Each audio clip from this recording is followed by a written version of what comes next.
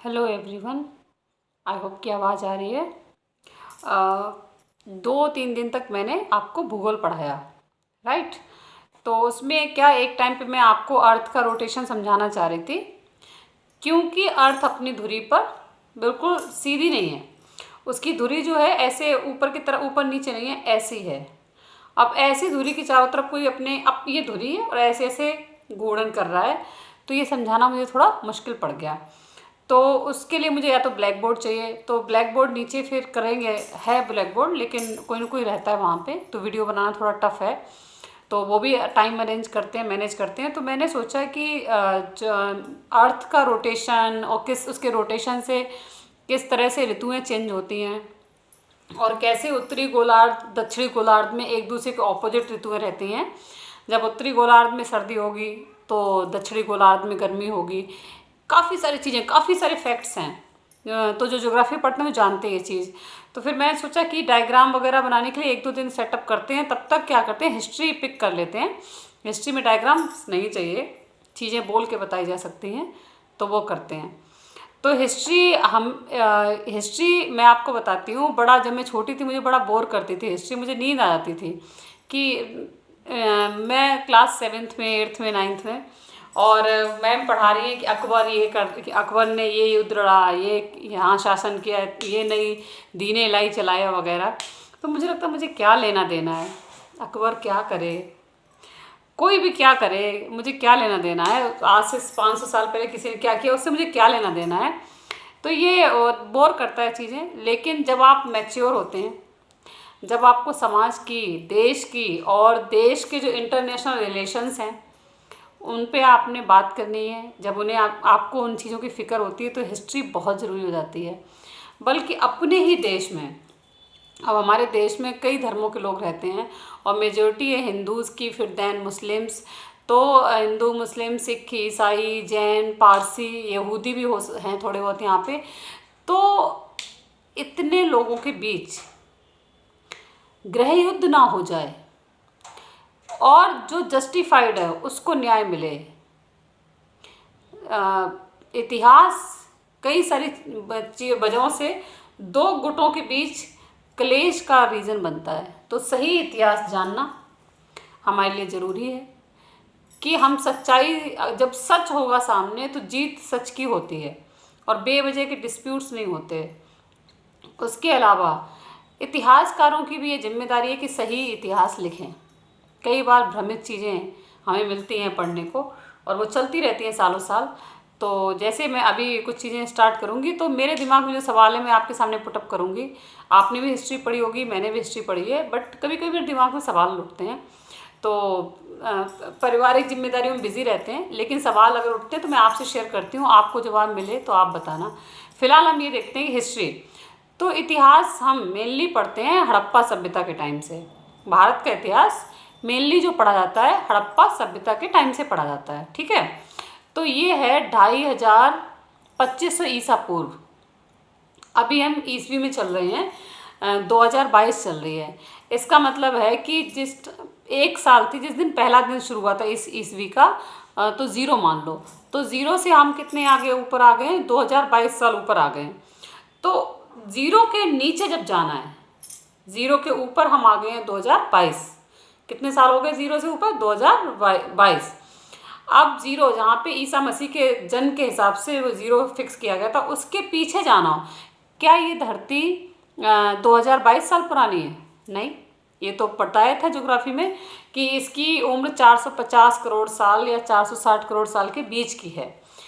तो जब इतने करोड़ साल की धरती है और इस पे होमो सेपियंस, यानी कि जहाँ से हम इंसान बने, पहले थे मछली, फिर वहाँ समुद्री जीवों से ज़मीन के स्तर पे आए, फिर उसके बाद जब ह्यूमन बॉडी जहाँ से बना है, डेवलप हुआ है, तो अफ्रीका के होमो सेपियंस से डेवलप हुआ है। तो होमो सेपियंस को भी 3 लाख साल हो गए हैं। तो क्या अगर हम अभी 2022 में चल रहे, तो 2022 साल की है हमारी हिस्ट्री? नहीं, 3 लाख साल से होमो सेपियंस है। तो अगर होमो सेपियंस जो कि मानव वहीं से बना है, बंदरों जैसे थे, सीधे खड़े हो गए थे, तो उनकी कुछ तो इतिहास रही होगी। तो उसके लिए क्या करते हैं कि हम 2022 जो 0 से लिया है, 0 ईस्वी से, उससे नीचे जाते हैं। और उसको बोलते हैं ईसा पूर्व। तो जैसे मैं कहूँ 1 ईसा पूर्व, इसका मतलब है 2023 साल। अब मैं कहूँ 100 ईसा पूर्व, यानी 2122 साल। अब हड़प्पा कब की है? 2500 ईसा पूर्व, यानी 0 से 2500 नीचे। तो अगर 0 यहाँ पे है, 2500 साल इधर मान लो, ठीक है। जब से हड़प्पा सभ्यता की हम स्टडी करते हैं, 2500 साल से शुरुआत बताते हैं, और ये है आपके 2022। तो 2500 और 2000 यानी 4500 और 22, 4522 साल पहले की बात है हड़प्पा सभ्यता की। हम वहाँ से पढ़ते हैं। इतिहासकार ये मानते हैं कि हड़प्पा सभ्यता आज से 4500 साल पहले शुरू हुई और 1750 ईस्वी पूर्व में ख़त्म हो गई, ठीक है। तो 1750 कितने हो गए? 3700, ये 2022 इधर 2000 साल मान लो ये, और 1700 साल वो, तो यानी 3772 साल हो गए। इससे इस टाइम वो ख़त्म हो गई थी, ऐसा मानते हैं। तो जो शुरुआत का पॉइंट है 2500 ईसा पूर्व, 2500 ईसा पूर्व से शुरू करते हैं और 0 की तरफ आते हैं, ठीक है, आगे बढ़ते हैं समय में। तो 2500 ईसा पूर्व, अब 2500 ईसा पूर्व का मतलब आज से हो गया 45 साल। आप मोटा मोटा 4500 साल मान लो, 4500 साल। 4500 साल की कोई चीज़ है आपके पास अभी? अगर आप जानना चाहें, आप के दादा परदादा, उनके परदादा, अगर आप जानना चाहें तो आप कैसे जान सकते हैं? आप ज़्यादा से ज़्यादा अपने परदादा का फ़ोटो रख सकते हैं, है ना, या एक उनके और पीछे। इतना पुराना इतिहास जानने के लिए क्या तरीका है? क्या तरीका है? तो इतना पुराना इतिहास जानने के लिए हम तो नॉर्मली जान भी नहीं पाते, ठीक है। इतिहासकार उसके तरीके खोजते हैं कि कैसे हम पुराने 1000 साल पहले किया हुआ था, 2000 साल पहले किया हुआ था, ये जानने के लिए चीज़ें हैं। जैसे कहीं पे खुदाई होती है, खुदाई में कई बार पुरानी चीज़ें निकल आती हैं। आपने सुना होगा कहीं घड़ा निकल आया, कहीं मोहरें निकल आई, ठीक है। उन मोहरों की स्टडी करोगे तो आपको उस टाइम पे क्या संस्कृति थी, कौन राजा था, उस मोहर पे कुछ ना कुछ तो इन्फॉर्मेशन होगी। कम से कम यही पता चलेगा मोहर किस धातु की बनी है, तो यानी उस टाइम पे क्या धातुएं कौन कौन सी चलती थी। तो ऐसे ही आप कभी घूमने निकलो दुनिया में, इंडिया में, तो आपको जगह जगह पुराने किले दिखेंगे, पुराने खम्भे दिखेंगे, पत्थर के, लोहे के, धातुओं के खम्भे हैं और उन पे कुछ कुछ लिखा हुआ है, ठीक है। उन खम्भों को स्तंभ बोलते हैं। वहाँ से भी आप इतिहास जान सकते हो, मोहरों से आप इतिहास जान सकते हो। दिल्ली में एक वो है, आर्काइव है, वहाँ जाके आप देखो हड़प्पा सभ्यता में जो मूर्तियाँ निकली हैं वो वहाँ हैं। आप वहाँ पे अभी भी देख सकते हैं, वहाँ पे मटके निकले, वहाँ पे जो मोहरें निकली, टूटी हुई चूड़ियाँ निकली। तो ये पुरानी चीज़ें खुदाई में निकलती हैं, हम वहाँ से जान सकते हैं।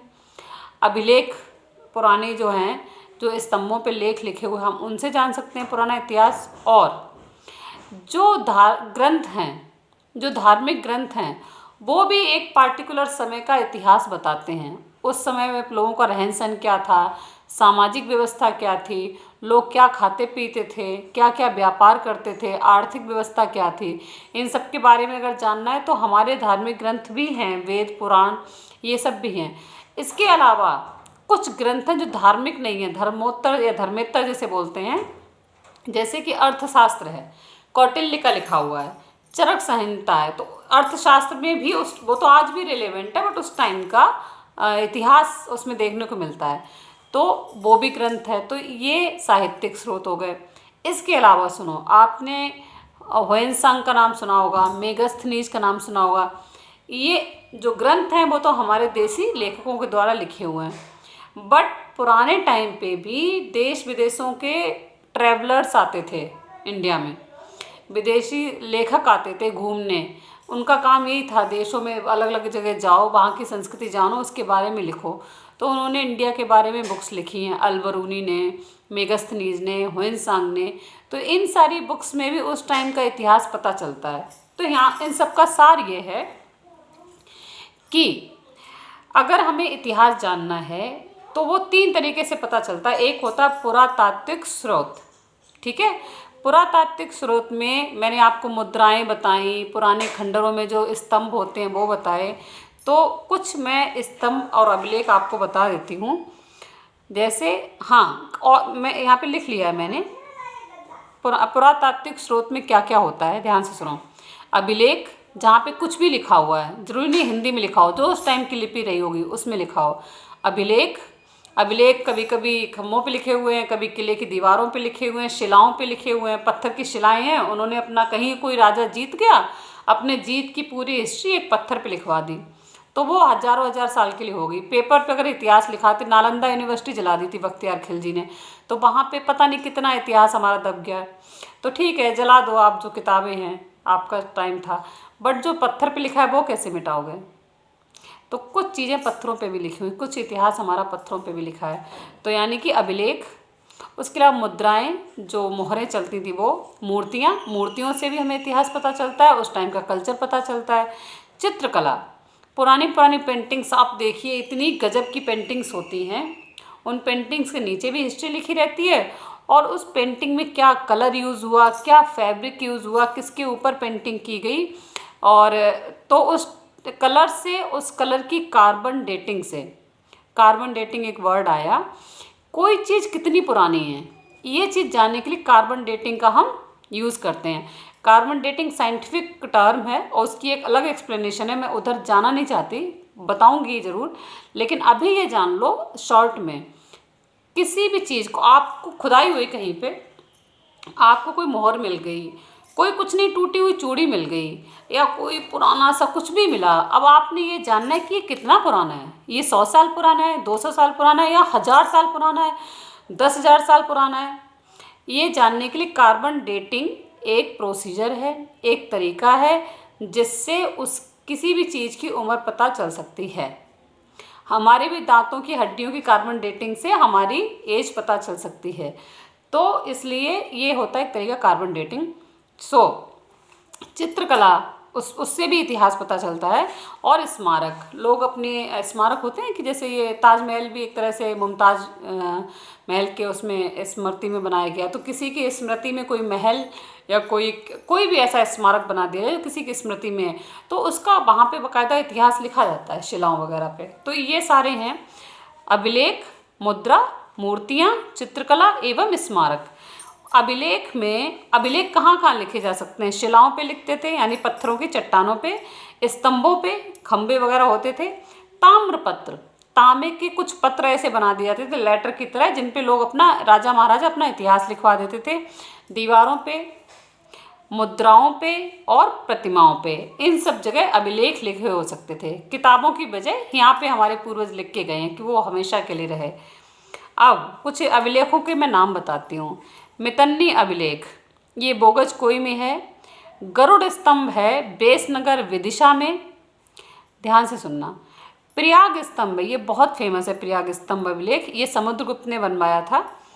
हाथी गुम्फा अभिलेख है, ये कलिंग नरेश ने बनवाया था, खारवेल। मंदसौर अभिलेख है, मालवा नरेश ने बनाया था, यशोवर्धन उनका नाम था।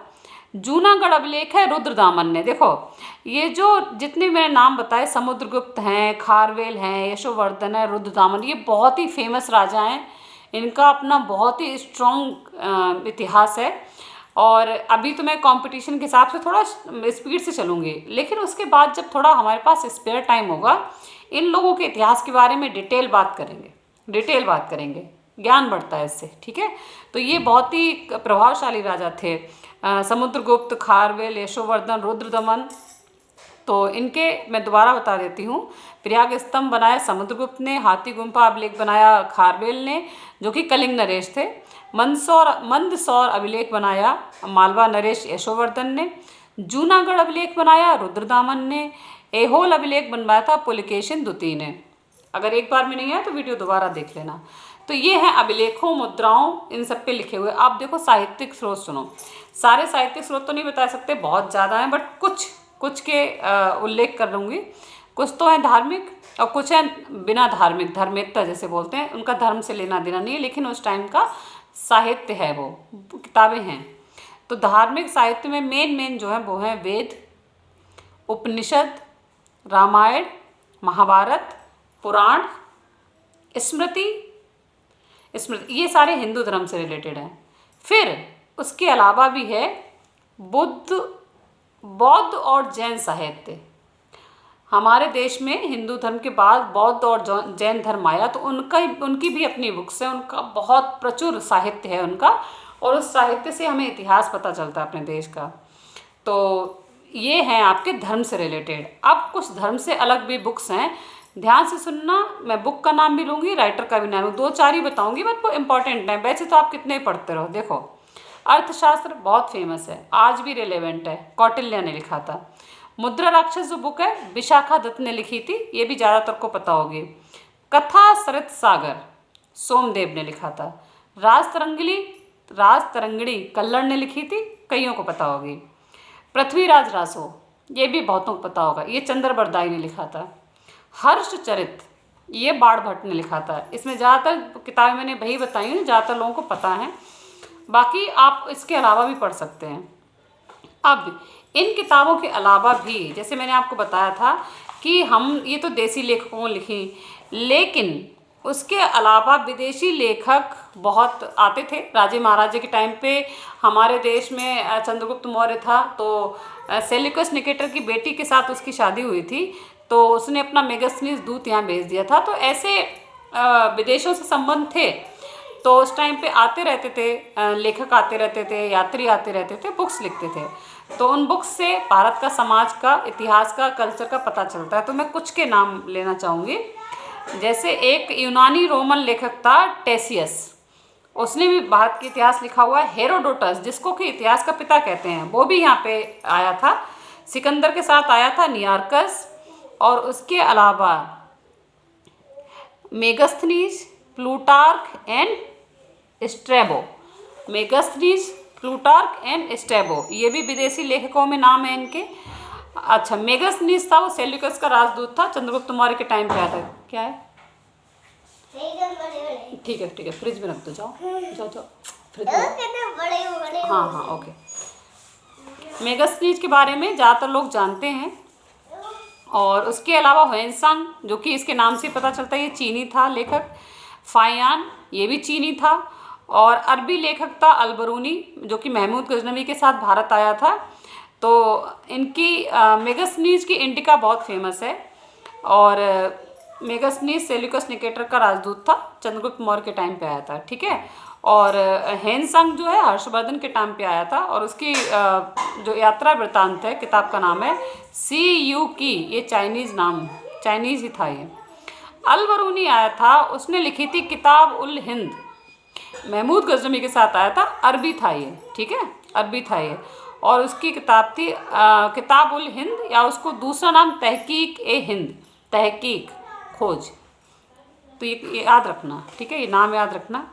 अब उसके बाद हम बात करते हैं कि पुराने इतिहास में, अब हम इंडिया पे आ जाते हैं कि इतिहास हम इंडिया का पढ़ते कहाँ पे हैं। हड़प्पा से शुरू होती है। जिन बच्चों ने भी इतिहास पढ़ना शुरू किया है उनको हड़प्पा ही पहला शब्द याद है, हड़प्पा मोहनजोदड़ो। तो ये हड़प्पा कैसे पता चला? तो 1821 की बात है। 1821 में क्या हुआ कि वहाँ पे अपने देश में जैसे अंग्रेज आए थे, तो अंग्रेज़ों ने यहाँ पे रेलवे लाइन बिछाई, काफ़ी सारा काम कराया, क्योंकि हमारे हित में नहीं, वो यहाँ एक बिजनेसमैन की तरह आए थे, बिजनेस कंपनी की तरह आए थे, और बिजनेस करने के लिए उनको माल यहाँ से वहाँ ले जाना था। तो यहाँ पे उनको रेलवे लाइन बिछानी थी, उनको ट्रांसपोर्ट चाहिए माल यहाँ से वहाँ ले जाने के लिए। तो उसके लिए वो जगह जगह खुदाई करते थे। तो खुदाई करने पे उन्हें पता चला कुछ ज़मीन के नीचे पक्की ईंटें निकली हड़प्पा में। ये 1821 से 1826 के बीच की बात है।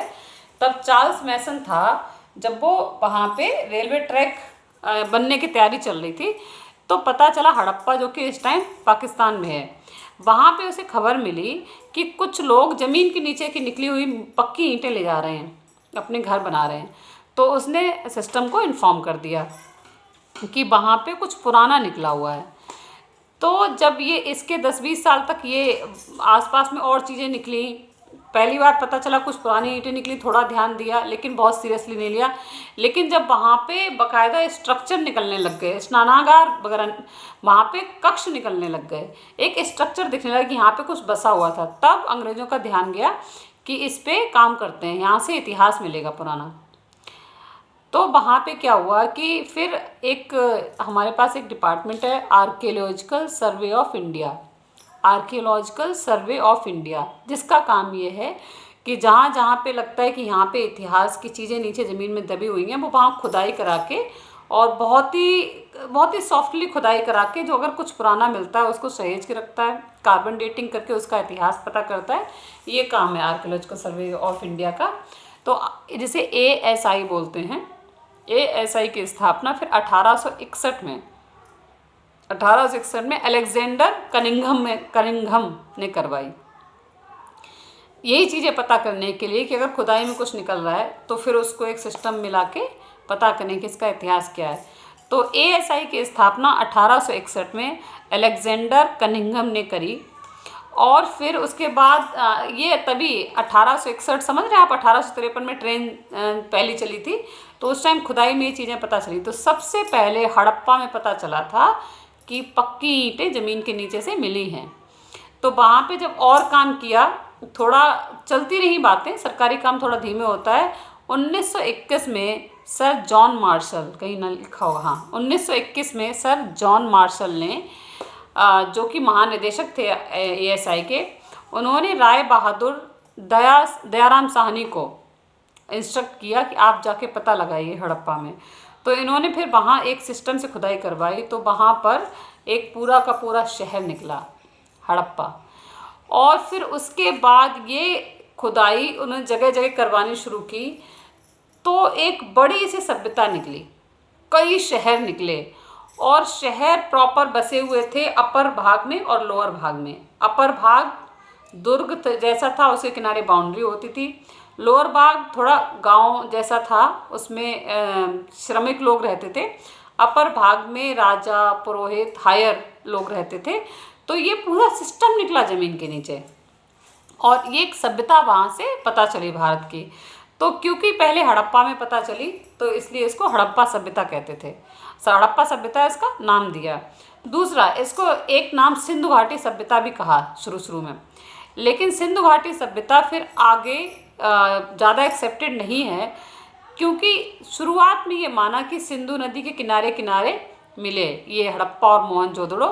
तो उस टाइम की, अच्छा एक और पॉइंट है हिस्ट्री का, कि जितनी भी पुरानी सभ्यताएं हैं, चाहे मिस्र की सभ्यता हो, चाहे मेसोपोटामिया की सभ्यता हो, चाहे सिंधु घाटी सभ्यता हो, ये सारी सभ्यताएं नदी के किनारे ही बसी थी, नदी के किनारे ही। क्यों? क्योंकि नदियों से उनका पानी, उनकी सिंचाई, उनके पशुओं के लिए पानी और बिजनेस के लिए उनके जो छोटे मोटे नाव और जहाज, उनको यहाँ से वहाँ जाने के लिए साधन, ये सारे एक नदी आराम से कराती थी। तो जीवन यापन के लिए नदी की बहुत उपयोगिता थी, इसलिए सारी की सारी सभ्यताएं पुरानी नदियों के किनारे ही बसी हैं। तो शुरू में ये लगा कि सिंधु नदी के किनारे ये सभ्यता केवल बसी है, लेकिन जैसे जैसे खुदाई बढ़ती गई, जैसे जैसे और खोजें हुई, तो यमुना नदी के आसपास भी पता चले हड़प्पा, उसी टाइम के शहर, 4500 साल पुराने शहर, नर्मदा के पास भी पता चले, गोदावरी के पास भी पता चले। फिर ये सिर्फ सिंधु घाटी सभ्यता नाम नहीं रखा है इसका, कहते आज भी हैं, कह लेते हैं, लेकिन प्रॉपर ये फिर इसको एक नाम दिया हड़प्पा सभ्यता, क्योंकि हड़प्पा पहला शहर मिला था। अब आपके दिमाग में आएगा कि ये कहाँ से कहाँ तक थी, जो ये एक सभ्यता थी 4500 साल पुरानी, कहाँ से कहाँ थी। तो ये उत्तर में कश्मीर से दक्षिण में महाराष्ट्र तक, पूरब में उत्तर प्रदेश, अपना जो पश्चिमी उत्तर प्रदेश है, इसका बहुत पुराना इतिहास है, उससे लेके बलूचिस्तान तक थी। तो मैं जगह का नाम बता देती हूँ। जम्मू कश्मीर में एक मांडा ज़िले है उत्तर में, तो दक्षिण में जाएगी दायमाबाद जो कि महाराष्ट्र में है, ठीक है, उत्तर दक्षिण हो गया। पूरब में जाएगी हमारे उत्तर प्रदेश में, उत्तर प्रदेश का पश्चिमी हिस्सा, तो इसके हिसाब से पूरब हो गया, उस सभ्यता का पूर्व है, लेकिन पश्चिमी उत्तर प्रदेश में पड़ता है, वहाँ है आलमगीर, और वहाँ से है आपका बलूचिस्तान जो कि आज की डेट में पाकिस्तान में है, सुतका गेंडेर, वो पश्चिमी उसका कोना है। तो ये यहाँ से यहाँ तक ये सभ्यता फैली हुई थी। तो आप ध्यान देना कि ये सभ्यता मेनली जो है हमारे किन एरिया को कवर करती है, गुजरात, राजस्थान, हरियाणा का थोड़ा पार्ट, पंजाब और ज़्यादातर हिस्सा पाकिस्तान में है, सिंध प्रांत में, बलूचिस्तान में। तो ये उत्तर प्रदेश का भी पश्चिमी हिस्सा ये इधर नहीं है, बिहार की तरफ, मध्य प्रदेश की तरफ इस सभ्यता का अभी तक तो कोई प्रमाण नहीं आया है। ठीक है, तो भारत का उत्तरी पश्चिमी हिस्सा, उत्तरी और देन पश्चिमी, ये हिस्सा है मेनली हड़प्पा सभ्यता का। तो अब मैं हड़प्पा सभ्यता के बारे में कुछ आपको और बताना चाहती हूँ। हड़प्पा सभ्यता की ये क्वेश्चन बहुत आता है जीके में कि सबसे बड़ा स्पेशलाइजेशन क्या था, सबसे स्पेशल क्वालिटी क्या थी। तो सबसे स्पेशल क्वालिटी ये बताई जाती है उसकी कि ये एक शहरी व्यवस्था थी, शहर जैसी, गांव नहीं था, 4500 साल पुराना, बट गांव नहीं था। तो क्यों शहरी इसे कहा गया कि उस टाइम, जबकि अभी भी किसी गांव में चले जाओ पुराने, तो गांव में अभी टॉयलेट्स बने, कुछ साल पहले लोग खेतों में जाते थे और घर में बिजली नहीं है, खुले में नहा रहे हैं ऐसे। बट हड़प्पा सभ्यता में 4500 साल पहले अगर घर के अंदर ही सारी सुविधा है तो इसको शहर, इसीलिए इसको शहर नाम दिया गया। शहरी सभ्यता थी, पूरी दुनिया की सबसे प्राचीन शहरी सभ्यता थी, सबसे ज़्यादा डेवलप्ड शहरी सभ्यता थी। शहरी कैसे कि पहला जो रीजन था शहरी बताने का वो है कि पक्की ईंटों के घर थे, पक्की ईंटों के घर थे। दूसरी चीज़ ये है कि घर के अंदर अच्छे घरों में तो टॉयलेट्स भी होते थे, अदरवाइज रसोई घर अलग होता था, आंगन होता था, रसोई घर अलग, स्नानागार अलग होता था, सोने के कमरे अलग होते थे और सड़कें चौड़ी चौड़ी थी। नगर व्यवस्था बहुत ही सुनियोजित तरीके की थी, बहुत ही प्रॉपर जो रोड्स थे, बहुत ही एकदम सीधे सीधे 90 डिग्री पे कटे हुए रोड्स, 90 डिग्री पे कटे हुए रोड्स। तो इस तरह के रोड्स थे। एक और स्पेसिफिक चीज़ थी कि रोड, जो मेन रोड होता था उस पर दरवाजे नहीं, लोगों के घर होते थे बट उनके दरवाजे मेन रोड पे नहीं खुलते थे, जो अंदर की तरफ गलियां होती थी उसमें दरवाजे खुलते थे। तो रोड सिस्टम की वजह से, पक्की ईंटों की वजह से, और घर में सारे सुविधा, शौचालय की, नहाने की, घर में कुआं होता था पानी का, इन सारी सुविधाओं की वजह से इसको शहरी सभ्यता कहा गया। और इसके अलावा यहाँ पे व्यापारिक केंद्र थे, ये सारे व्यापार इनका मेन काम था। आप मोहनजोदाड़ो पिक्चर भी देख लो या फिर और भी ऐसी बनी हुई है छोटी छोटी शॉर्ट मूवीज़, बिजनेस बहुत करते थे ये लोग। तो बिज़नेस क्योंकि मेनली शहर का काम माना जाता है, विदेशों से बिज़नेस होता था, तो इसलिए इसको शहरी व्यवस्था कहते थे।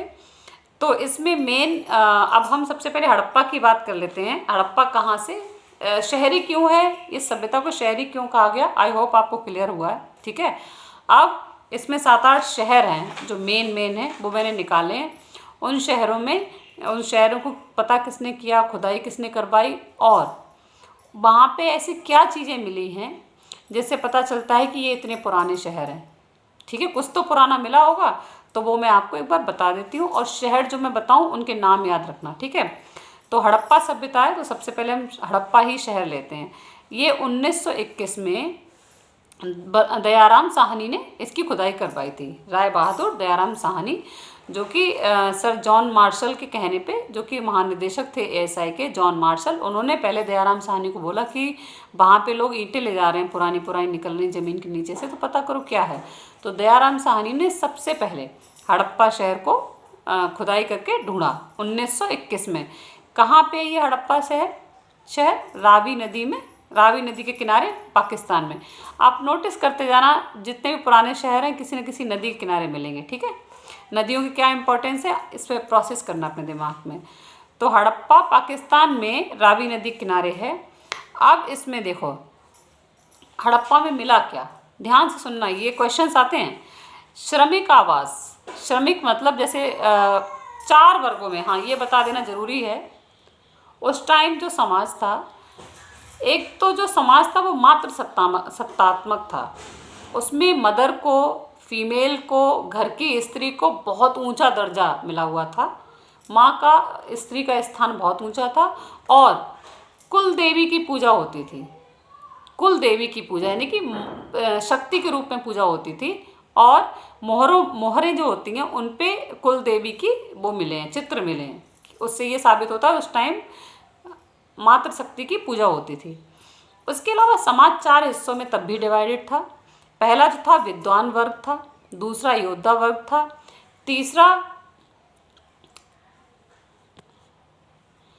तीसरा आपका व्यापार और शिल्पकार जो बिजनेस करते थे या शिल्पी थे, कुछ बनाते थे, और चौथा आपका जो था वो श्रमिक वर्ग था जो मेहनत मजदूरी काम करते थे। तो हड़प्पा में जो मिला है वो है, एक तो श्रमिक आवास मिला है, किसी मजदूर का घर, और अन्नगार। ये भी एक बहुत बड़ी स्पेशलिटी है हड़प्पा सभ्यता की, कि बड़े बड़े गोडाउन्स मिले हैं अनाज रखने के, क्योंकि बिजनेस करते थे, मेन काम उनका बिजनेस था, तो इसलिए उनको स्टोर करनी पड़ती थी चीज़ें। बिजनेस करने के लिए गोडाउन्स आज भी चाहिए। बड़े बड़े अन्नगार जहाँ पे अन्न रखा जाता था वो मिलते हैं। तो हड़प्पा में भी अन्नगार मिला है, श्रमिक आवास मिला है और अन्नगार मिला है। एक और चीज़ है इम्पॉर्टेंट, लकड़ी का ताबूत मिला है। ताबूत, इसमें डेड बॉडी रखी जाती है। और 37 कब्रिस्तान मिले हैं वहाँ पे। 37 कब्रिस्तान मिलने का मतलब है कि वहाँ पे शवों को दफनाया जाता था। तो अलग अलग जगह पे मिले साक्ष्यों के हिसाब से ये चीज़ सामने आई है कि वहाँ पे शवों को या तो दफना दिया जाता था या फिर उनको डेड बॉडीज़ को जंगल में रख दिया जाता था, और जब तक उनका जो मांस है वो चील कौवे खा जाएं, फिर हड्डियों को वो लोग जलाते थे, हड्डियों को अवशेष दफना देते थे। तीसरा दाह संस्कार भी होता था उस टाइम पे। तो ऐसे शव का इस तरह से समाधान किया जाता था उस समय, शव का ये ट्रीटमेंट था। तो वहाँ पे कब्रिस्तान 37 कब्रिस्तान भी मिले हैं हड़प्पा में। ठीक है, हड़प्पा की ये इन्फॉर्मेशन। अब हम आते हैं मोहनजोदड़ो पे। मोहनजोदड़ो जो है वो इतना विशाल है, तो और जैसी उसकी संरचना है, एक दुर्ग है प्रॉपर, उसके नीचे एक निचला शहर है, उचले ऊंचे शहर को दुर्ग जैसा बनाते थे, किले जैसा। तो उसकी संरचना देखते हुए, उसकी विशालता देखते हुए मोहनजोदड़ो को इतिहासकार पूरी हड़प्पा सभ्यता की राजधानी मानते हैं। ठीक है, तो ये हड़प्पा के अगले ही साल हड़प्पा मिला 1921 में, 1922 में मोहनजोदड़ो मिला, और इसकी राखलदास बनर्जी ने इसकी खुदवाई करवाई थी। और ये सिंधु नदी के किनारे है, ये सिंधु नदी के किनारे है, हड़प्पा रावी नदी के किनारे है, पाकिस्तान में सिंध प्रांत में है और लरकाना ज़िले में है। मोहनजोदड़ो पाकिस्तान के सिंध प्रांत में लरकाना ज़िले में सिंधु नदी के किनारे है, और इसकी खुदाई करवाई थी राखलदास बनर्जी ने 1922 में। ओके, अब यहाँ पे मिला क्या क्या है, ध्यान से सुनो। एक पुरोहित आवास मिला है, पुरोहित यानी जिसकी कैटेगरी ब्राह्मण की हो। अन्नगार यहाँ पे भी मिला है, जिसमें अनाज रखते थे। स्नान गृह मिला है, और बहुत विशाल स्नान गृह मिला है। तो मोहनजोदड़ो को इस चीज़ के लिए भी जानते हैं कि इसमें एक विशाल स्नान गृह मिला। और स्नान गृह के अलावा यहाँ पे सबसे चौड़ी सड़कें मिली। सड़क जो है सबसे चौड़ी उस टाइम की सभ्यता की मोहनजोदड़ो में ही मिली है, जो कि 10 मीटर चौड़ी है। उस टाइम के हिसाब से 10 मीटर काफ़ी चौड़ी सड़क है। तो मोहनजोदड़ो विशाल स्नानागार और आपकी सबसे चौड़ी सड़क, ये इसकी सबसे स्पेसिफिक चीज़ें हैं। एक और स्पेसिफिक चीज़ है, एक नर्तकी की मूर्ति मिली है, कांसे की नर्तकी की मूर्ति मिली है। कांसे की नर्तकी, उस टाइम पे लोग कांसा बनाना जानते थे, समझे। तांबा और टिन, इनको पिघला के मिलाया और कांसा बनाया। तो इसका मतलब है उस टाइम लोग कांसा, धातु भी जानते थे, धातु कैसे बनाएं, कैसे ज़मीन से तो गंदी संदी मिलती है, उसको प्योर धातु कैसे बनाएं, और फिर दो को मिला के कांसा कैसे बनाएं। तो उस टाइम के लोग धातु कर्म जानते थे और कांसे का उपयोग करते थे, मूर्तियाँ बनाते थे। इसलिए हड़प्पा सभ्यता को सिंधु घाटी सभ्यता कहने के अलावा कांस्य युगीन सभ्यता भी कहते हैं।